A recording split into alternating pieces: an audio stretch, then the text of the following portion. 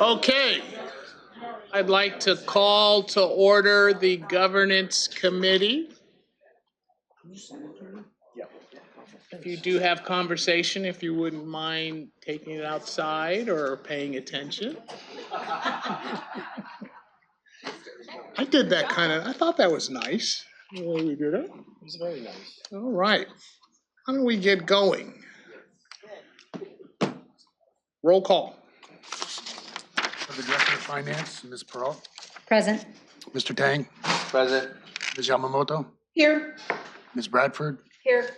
For the Superintendent of Public Instruction, Ms. Sanders. Here. And for the State Treasurer, Mr. Lupino. Present. Mr. Juarez. Here. Chairperson Gunning, you have a quorum. Thank you, sir. I think you want to read a statement for us, don't you? The CalSTRS board meetings are live, web streamed, video archived, and available to the public on CalSTRS.com. Individuals who wish to address the board should wait for the 10-minute public comment period at the end of the agenda item the speaker wishes to address. For comments not pertaining to a specific agenda item, there will be an opportunity for additional statements at the end of the open session. Each speaker is allowed a maximum of 3 minutes to comment. However, if there is not enough time for each speaker to have 3 minutes, the timing will be at the discretion of the chair. To protect the privacy of speakers under the age of 18 who wish to address the board, only their first name and affiliated organization may be provided, but other personal identifying information such as their last name, age, or school may not be shared. Awesome, thank you, Brian. We have the agenda. Any changes or comments on the agenda? If not, I'd like approval with flexibility.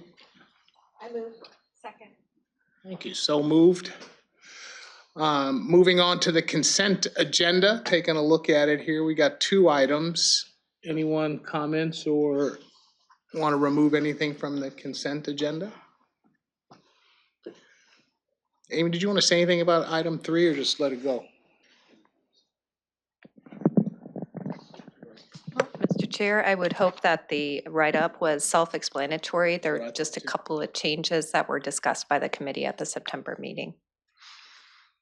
Awesome. Great. Well, with that, I guess public comment, can we miss it on the agenda? No one wants to say anything. I got that. With that, Brian, why don't you kick us off with your comments? Okay.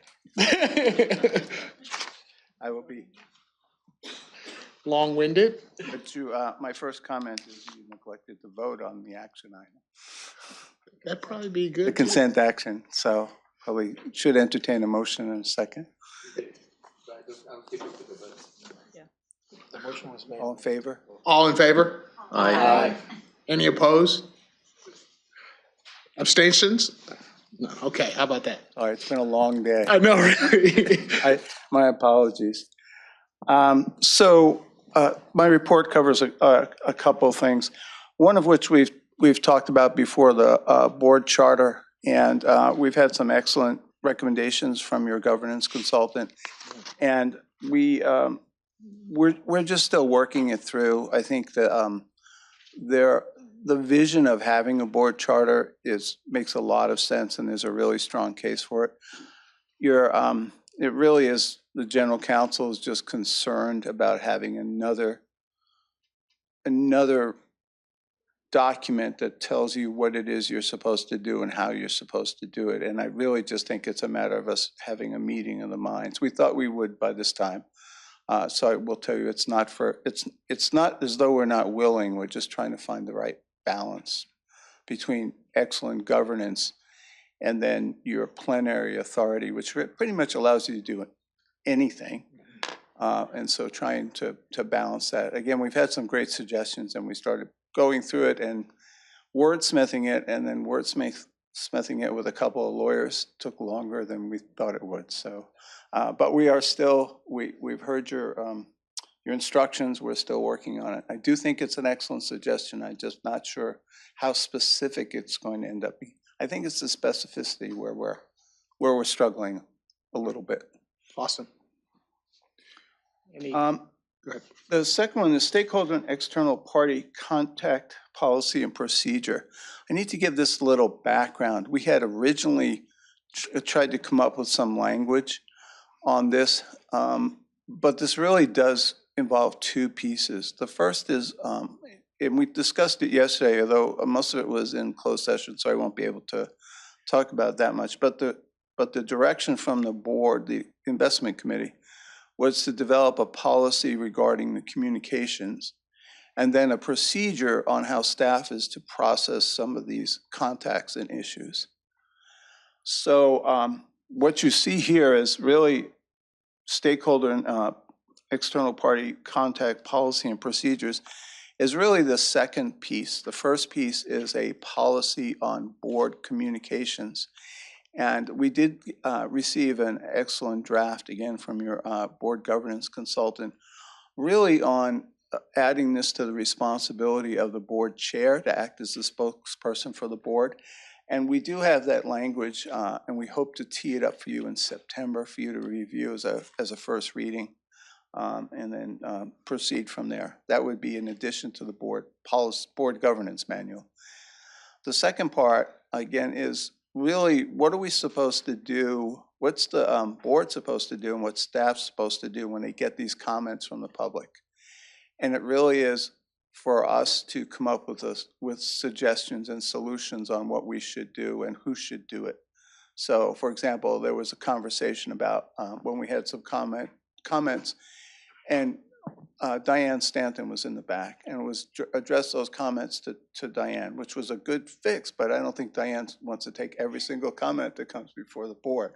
So I think we really have to puzzle through what our areas of responsibility are, working with Amy and Saba, trying to come up with something that really is a button that the board can press and say, okay, we've heard from you on this issue. This is what staff is going to do, and this is what the reporting cycle is going to be.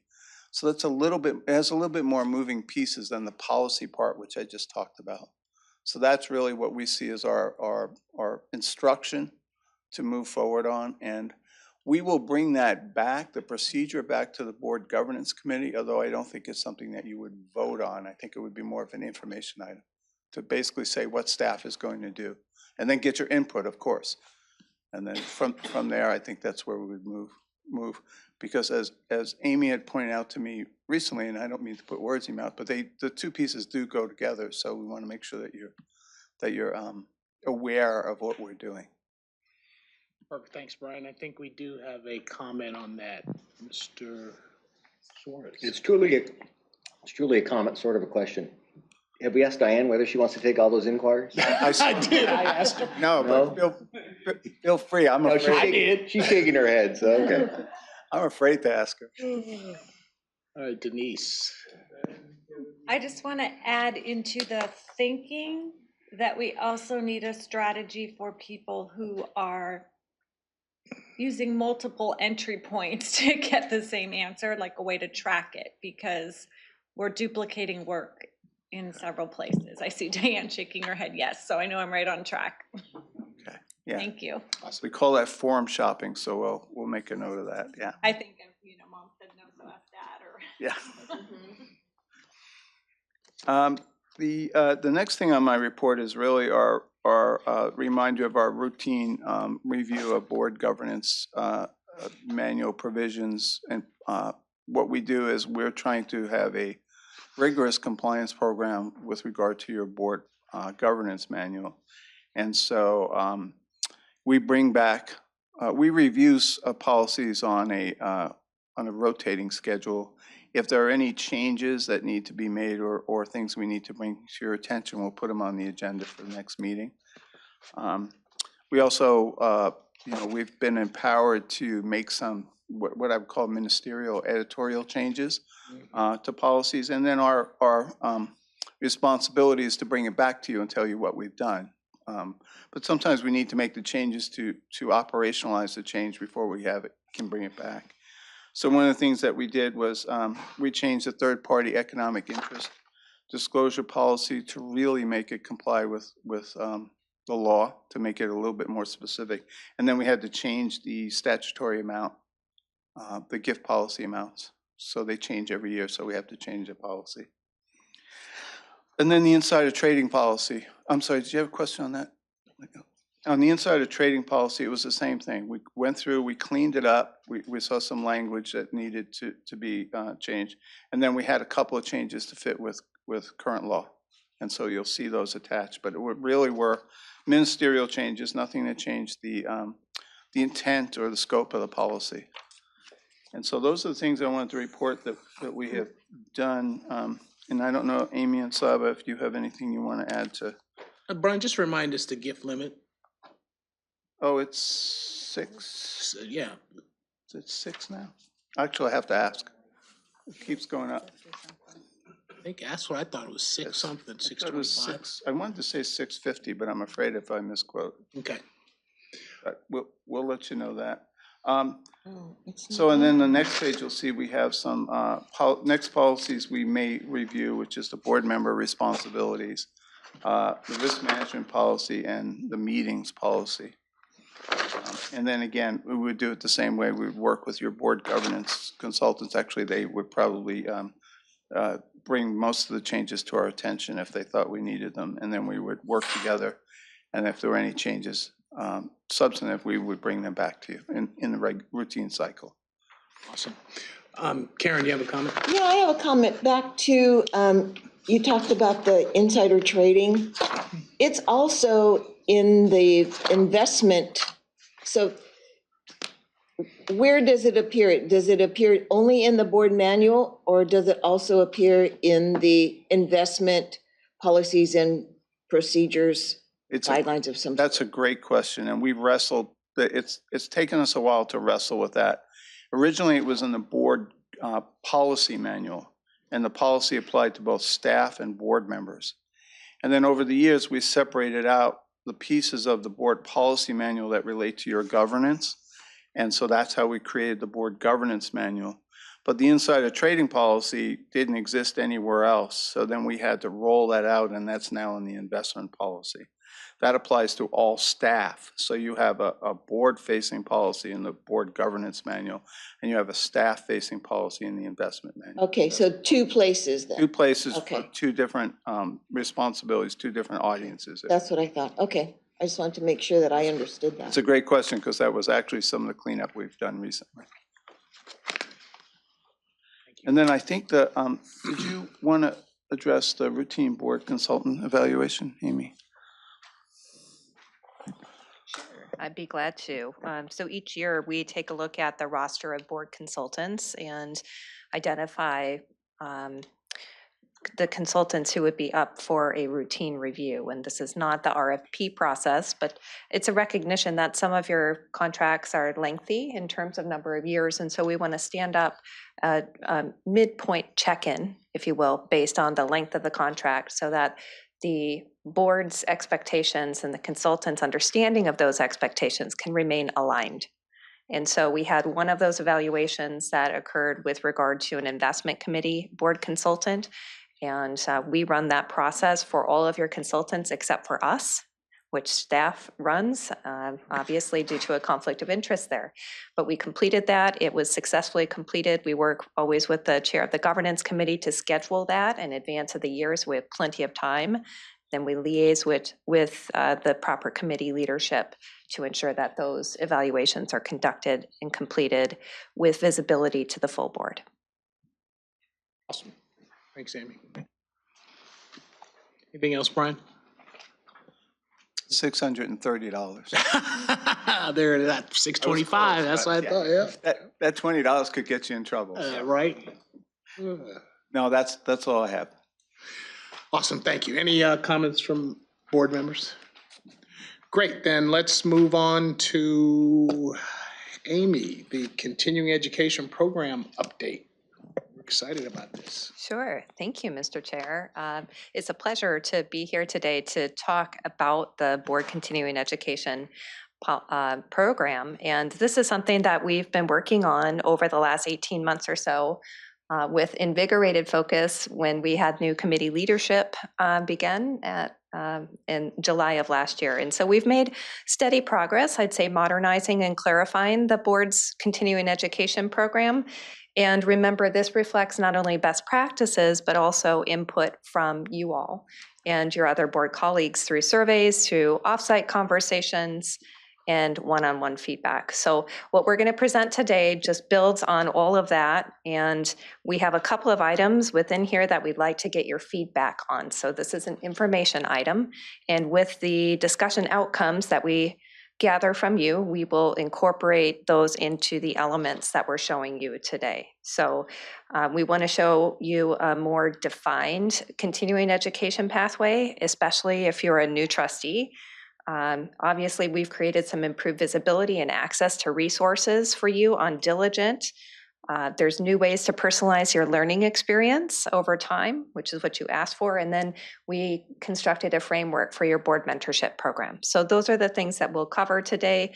We've been working closely with Cassandra and her team, and so wanted to give a shout out to Danielle Fong for all of her participation and assistance, especially with getting materials loaded onto Diligent. So another good example of collective effort. So, and again, let's keep in mind the backdrop. This is sometimes seen as a nice to have, but it's actually quite essential to fulfilling your fiduciary responsibilities. You need to have to stay grounded in what work CalSTRS does, and also stay grounded in the changing market conditions, of which there's changes aplenty. So moving on, this is the schematic. I'm going to cruise right by here because this just reflects the activities that we've done and where we are today. And we'll come back to you in September with a final closeout that will reflect this whole timeline and the progress that's been made and directed. In terms of the improvement initiatives, these were some of the things that we were looking to do, right? We wanted to, from your perspective, you wanted to have a clear picture of what education is available, what to prioritize, and to know what counts. You wanted to ensure that you had ways to maximize your limited time on your continuing education. You wanted opportunities to learn more about the members you serve and CalSTRS operations. So we built that. And then a way to learn from each other as board colleagues, peer-to-peer interactions. We also wanted to make sure that, to the last bullet point here, there was a good deal of continuing familiarity with the education policy that's in your board governance manual.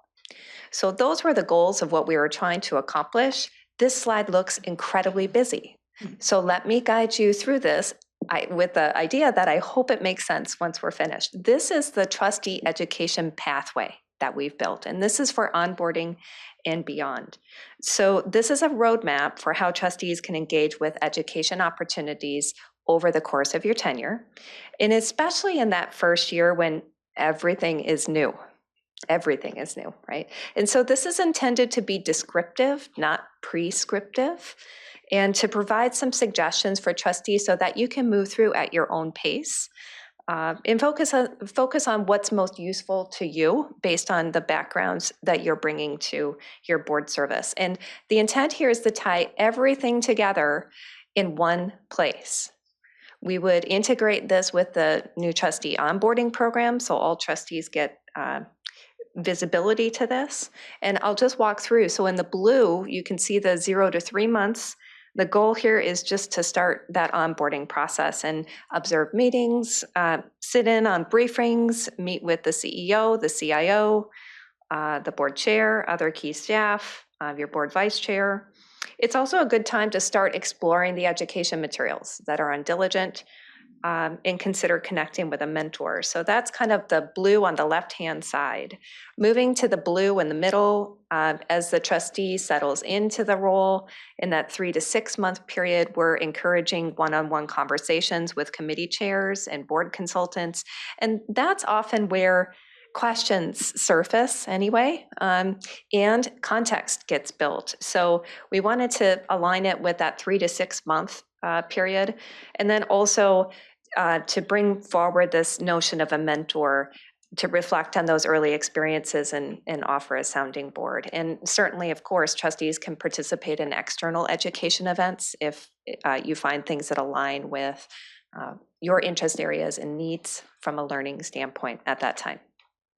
Sliding over in the blue still to the right-hand side, the 7 to 12-month period. And this would be characterized by continued engagement and reflection. And so this is a window to attend events, continue those mentor conversations, deepen the familiarity with CalSTRS context. And then, of course, you have the check-in with the CEO and board chair to pause and reflect and make things more synchronized with what you know your interest to be at that time. And then we've, of course, stood up a 1-year onboarding check-in as well to capture any lessons learned and decide what kind of learning would be helpful next. Just continuing down in the orange, beyond this first year, the education becomes more self-directed. And so you can see how we've stood this up with the virtual library of education on the left-hand side. There's a core curriculum that's available for trustees, and then we build based on your years of service. And within each one of those curriculum documents, there are suggested learnings for you to focus on as a board member. We also have profiled things like member and employer interactions and kind of that middle column that's orange. And that's where you're looking through the teacher profile videos. You have access to member education videos. You can do call center or service center visits, those client and employer advisory committee meetings. There's more internal education opportunities that we built out where you get that real-time experience of the trading floor operations, the Benefit Connect demos. So lots of great ways to get your hands on what's going on at CalSTRS and have that frame your reference point as you continue in your learning path. And then, of course, on the very right-hand side, you have all of the external education events that we send to you, and some of those are in person, some are virtual, so it's really a mixed bag for you to look through, and mostly high quality education events, I would say, that your colleagues have identified as high quality. And then, of course, we wrap that up annually with asking for your trustee education preferences, right, to help you self-identify and self-reflect once a year so that this becomes more tangible. So that's the long and short of this. I know it seems like there's a ton on this slide. There is. It almost reminds me of like a board game, right? We'll have to get little tokens that you can use to navigate your way through, but that's the idea, is bring it together. These reflect best practices and also your asks, which we thought were very, very good. So with that, let me turn it over to Saba quickly just to walk you through the mentor program that was provided as an attachment. Thank you, Amy. Here we highlight one of the components from the pathway that Amy just discussed. And this is the concept of the board mentorship program. And this is a concept that has been a part of trustee onboarding for many years. Informally, it's been practiced by many trustees, and formally, it was incorporated into the board education policy recently. And the impetus of building out and documenting this mentorship program was when this committee's leadership started their tenure back in July. And they had expressed how valuable they found the board interaction to be as part of their onboarding, and how the guidance and the mentorship that was provided to them was based on these conversations that sprouted from organic interaction. So with that, Mosaic wanted to put together a program that would have this loose structure that would provide some flexibility for trustees to tailor it based on their own preferences, while not losing the organic element that was important.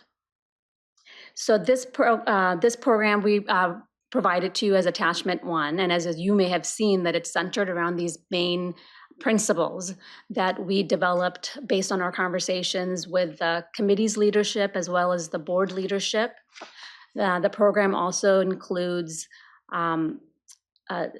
some guidance for mentors and mentees, as well as overall examples of checkpoints and questions. So we're hoping that this program fulfills what the committee had envisioned and the needs of new trustees and tenured trustees. With that, I don't know if there's any questions about the pathway or the mentorship program before I go on to next steps. No. So with that, we'll go on to the next. Oh, I'm sorry. Thanks, go for it. Yeah, so these are the next steps we're anticipating. It involves finalizing the pathway as well as the board mentorship program by incorporating any feedback you might have for us today, as well as working with staff to implement it. The implementation for the pathway would include working with staff to insert hyperlinks to that one busy document that Amy mentioned. Although it looks busy, but our goal is to create a central access point for all trustees to be able to just click and go to all these places. And this is a nice map that's on one document. So that's the aim for that one document. For the mentorship program, we will work with staff to integrate it into the onboarding material. And we will also work to operationalize the communication of the board education policy as well as the board education program. And finally, for our next committee meeting, we will report back to you on these final steps that are remaining to mark the completion of that refresher that began more than a few months ago. Yeah. So, and with that, I'll turn it back to you, Mr. Chair, to see if the committee has any feedback or questions. Absolutely, thank you. And Steve, I know you want to make a comment, and I smiled to myself. Hang on. I think you solved it. I was looking for, if I want to go for, like, say I want to do the trading floor, it didn't tell me how to do that. It didn't tell me who do I talk to.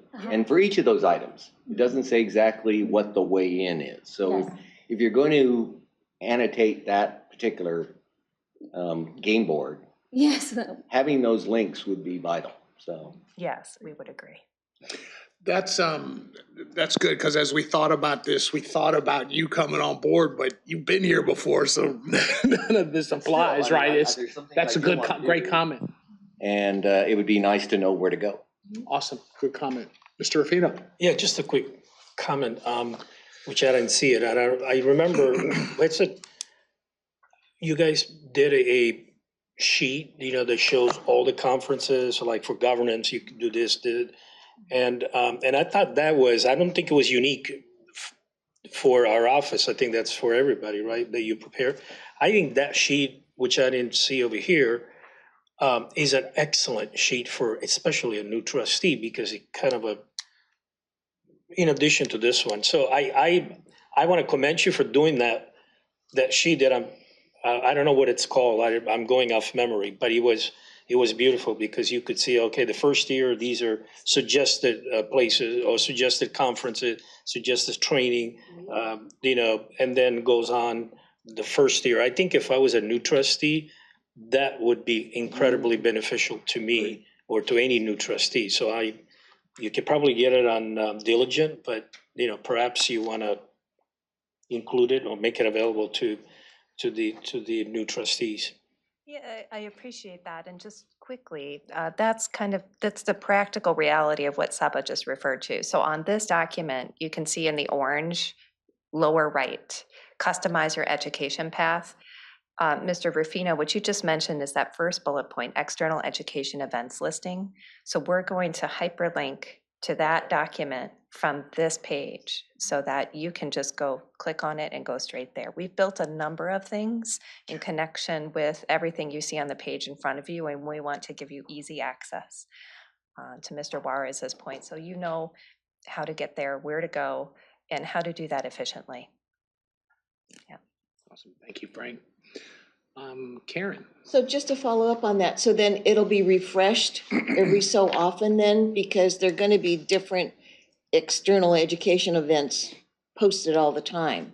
And I know that you send out information to us, additional reading or resources, things like that. And you always attach here's a meeting that's coming up of such and such organization. So that will be incorporated in that. Is that that'll be separate from this document? Well, so two things. We do, in the monthly newsletter that we send to all trustees, it's the Governance Circle, we do highlight several upcoming external education events. Mhm.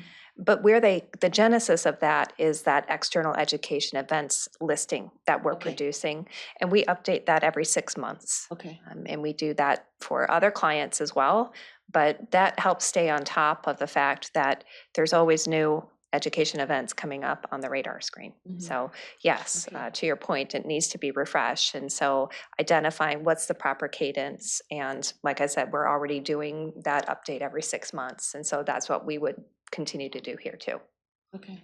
Okay. And if I may add, one other thing that we mentioned is we are going to work to operationalize a lot of this stuff so it becomes routine. So when you do your education preferences survey, we will gather all that. And around that time, we will promote this document as well as highlight some of the external education. So it becomes routine. So you know that you will expect it either at an annual or semi-annual basis. Mm-hmm. And then I guess eventually it'll be diligent, right? Right?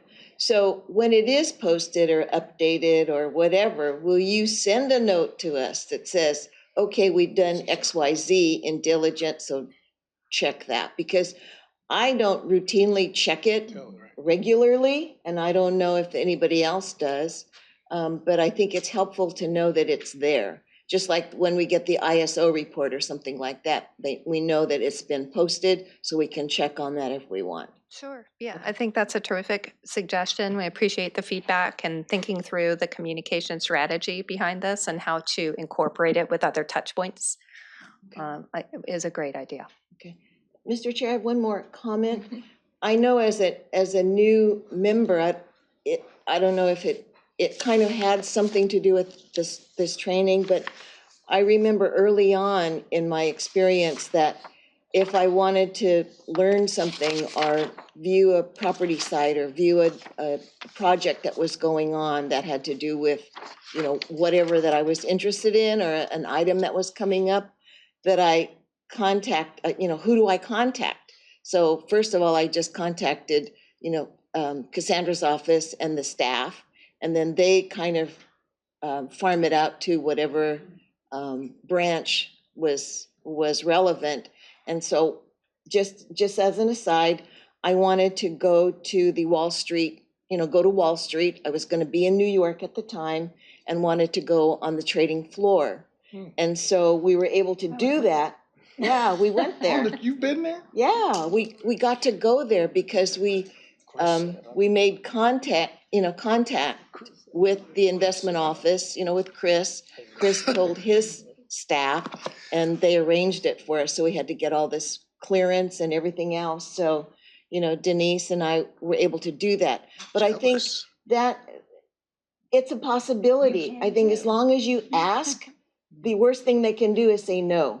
But as long as you're thinking about it, I think you should take every opportunity to do that because it was really an educational experience. We got to meet some of our partners on the floor. We got to see some of the people on CNBC, took pictures with them, things like that. So I think every opportunity, and while we were also there, Denise had to leave, but I stayed one day extra and we looked at a piece of property that was being renovated and developed for a bioscience project that was in New York at the same time. So we organized all that. So it takes a lot of information that if you want to do something, or if you're curious about something that's going on, or, say there's a big project and you want to know more about it, start the inquiry and don't be afraid to, somebody's going to say no because you don't know unless you ask. So thank you. It's great information. Thank you, Karen. I was just going to mention that's where there's a CalSTRS trustee assessment form for external party that I think Danielle sends your way, or her office sends your way. And that's one of the wonderful ways to, we've really revamped it and made it very brief and direct, and just to comment on how, if you would categorize it as a high value event or not. So those are the things when you do your expense report, I think they send it to you to say, how valuable was this? Did you enjoy it? And that helps staff maintain those events on the list as high value. So that would help trustees. So that's another good way to communicate that to other trustees. Thank you, Saba. Great comments, board. Thank you. That's good input. Steve, I really like the link. That's important, right? You think it's intuitive, but I think as long as we get there quicker is good. Awesome. Any other comments? Excellent. Why don't we move on then to the next item, number 6, fiscal year committee work plan. Brian. I don't really see any changes to, I mean, this is sort of the routine that you go through, and then we identify each agenda what those specifics would be. So we have, for example, we have board governance manual, but you can tell I've been doing this a long time. Board governance manual updates, but we don't know what those will be specifically, other than the ones that are enumerated there that you already know about. So for example, the board communication policy will bring that back in September. So that would go on there. And that'll be a suggestion I'll make for the agenda for next meeting as well. And then board education continues. We'll continue with the general counsel report. And then we will talk about business plan initiatives if we, as needed. So this really, it's very broad, but you only meet 3 times. So it really is an attempt to give us some big buckets to put things in. Okay. So I don't have any suggested changes. I don't know if the committee does. Nope. Good. Any comments from the public on that? There are no members of the public in the queue. Thank you. Moving on to item 7, review of information. I don't think we had any from last time. That's what I thought. Any comments on that? Boy, that was awkward. And then draft agenda for next committee meeting. And that's the one where yeah. On under information items, we have number 5 and number 6. I would put it in, another information item would be the board's communication policy would be the first reading. Okay. Perfect. Any comments on that? Open up to any comments from Diane. Any further comments from the public? No comments from members of the public. All right. And then I turn to my board. Any final thoughts here? Is there a motion to adjourn? So be it. So moved, seconded. We've been moved and seconded. We're adjourned. Thank you.